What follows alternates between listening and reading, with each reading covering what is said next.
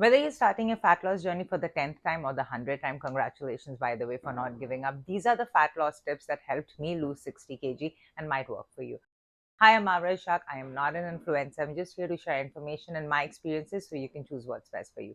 First thing first, do not, and I repeat, do not go for a 100% approach. Now, what does that mean? So, something triggered you to start.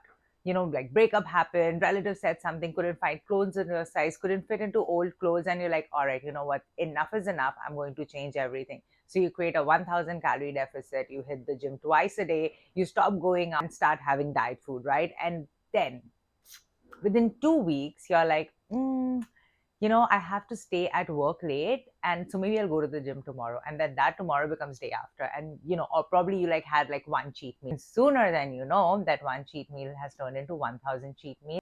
And you're back to where you started, right? Or even worse, you gained a lot of weight. Here's what you should do instead.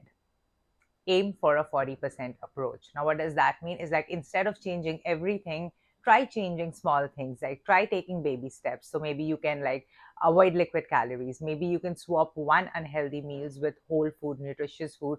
Maybe you can increase NEAT, right? Take the stairs instead of the elevator, walk around more, get into this habit of, if you're on a call, try to walk around while talking on the phone, or even something as simple as just tracking your food. So when you go into it with a 40% approach, it's not a lot of effort, it's not overwhelming, and it's something that you integrate into your lifestyle and then progress. So that 40% becomes like a 50% and then 60%. But here's the thing, when you have a 40% approach, give you 100% to it. So if you've decided that I'm going to go to the gym 2 to 3 days a week, make sure no matter what happens, you're at the damn gym 2 to 3 times a week.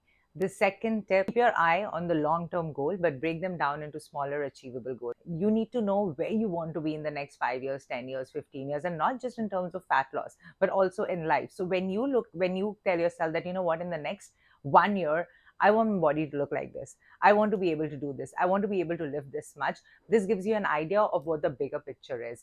This is important for two reasons. First, it actually gives you an idea so you can visualize what your body can look like, what your body can do, and where will you be in life.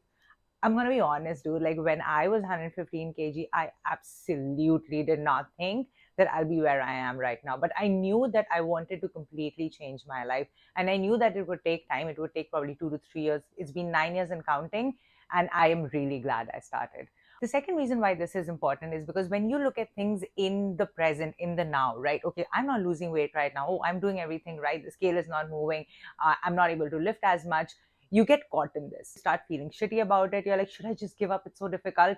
But when you're like, okay, you know what, hang on. I may not be seeing results right now, but in 5 years, that's where I want to be. So if I quit right now, I'm never going to get there. So, okay, maybe buck up, change the approach, really be honest with myself. Am I doing everything am I supposed to do? So you will not get bogged down by not seeing results in your current situation because you have your eye on the prize. Third tip, please seek professional help. I keep saying this time and time again, but here's the thing. If you want to know how to get to the destination, please ask those who are coming back. So back when I started, I didn't have a coach. I tried every fad diet. I tried everything under the sun, and I absolutely screwed up my body from my metabolism to my hormonal profile to my psychological health. Everything was SCREWED. So if you can, please seek professional help because cut out the confusion and indecision, because right now you may not even know which diet would work best for you, which workout will work best for you. A professional set of eyes can really help with that. But if you cannot, if there's a financial crunch, at least follow people who have that scientific knowledge, who can explain things, who are not out there just to make money. So you can get solid information that can actually help you on your journey. Fourth tip, prioritize weight training.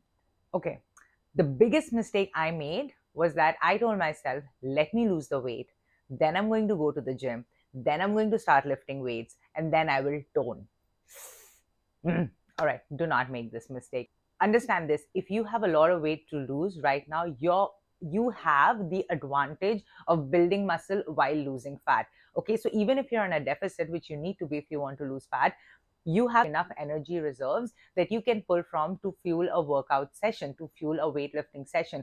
So how does weightlifting help with fat loss? You do not burn a lot of calories when lifting weights, okay? And an advanced athlete would burn around 150 to 200 calories while lifting weights, but you burn a lot of calories, you utilize energy during its repair. Also, muscle is metabolically active. So muscle, for it to sustain within a body, will continuously require energy, although this may not be a significant number. The reason why you should also weight train is because as you're losing fat, you would have that lean body mass. So you'd be continuously building muscle. And by the time like you've shed down, like you've lost like a 15-20 kg, these muscles would start showing. Also, if you have a lot of weight to lose, there's a huge chance of you getting loose skin, as the fat is mobilized and oxidized, and the cells shrink and become smaller, and your skin starts becoming loose. You're also giving it muscle mass to fill that space. Now, muscle is denser, it's more compact. So if your fat was occupying like this much space, your muscle is not going to occupy the same amount of space. It's going to occupy a lesser amount of space, and it's going to be tighter. So if you want that by the time you lose the weight and you don't end up looking like a deflated sumo wrestler, please include weight training during your fat loss journey and not after.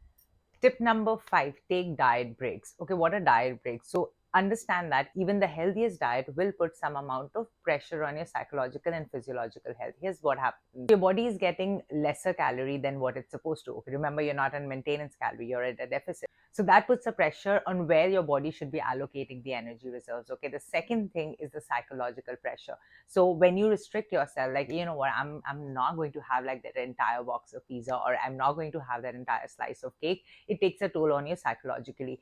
So it helps in two ways. The first thing is that it helps to repair a lot of the metabolical changes that have happened in your body. Very bad analogy, but when a person is overweight, let's compare that person to a truck. So a truck requires a high amount of fuel as compared to a smaller car. So as your body starts losing the fat and starts becoming smaller and smaller, its energy requirements also reduce, and that is the BMR. So your BMR starts gradually reducing.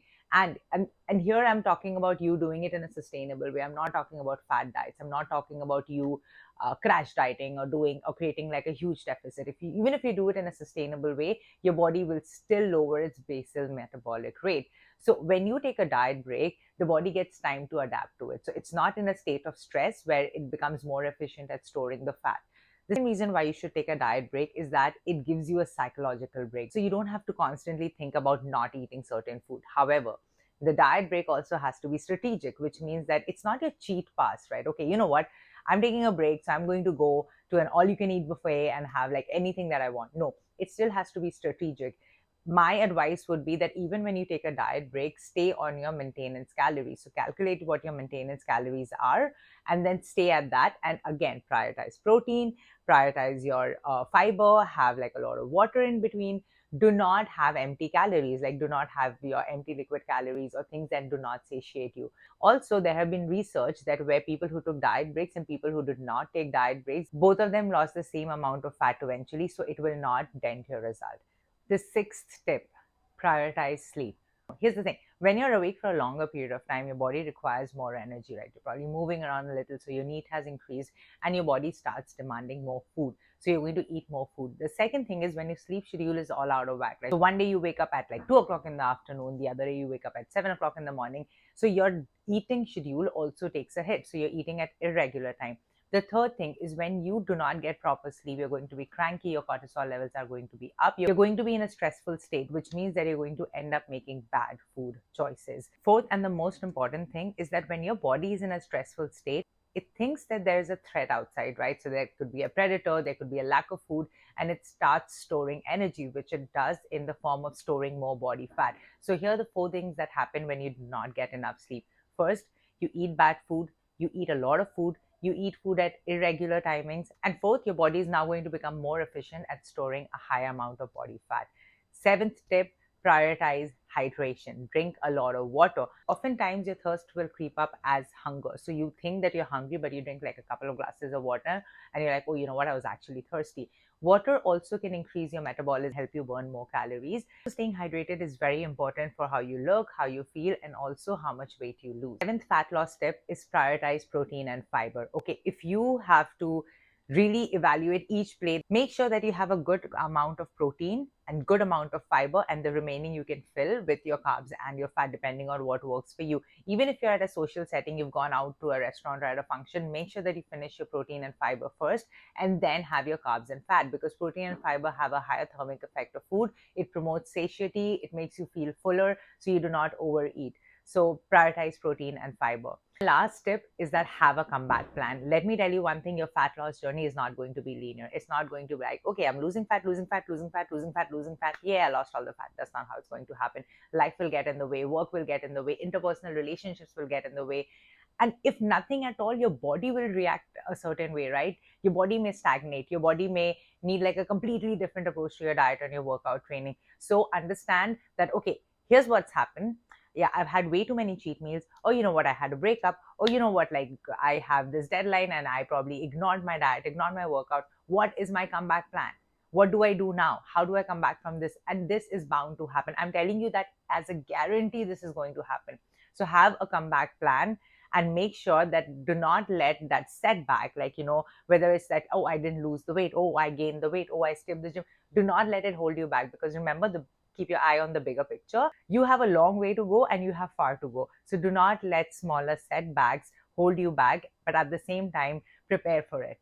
Okay, if this happens, how do I come back from it?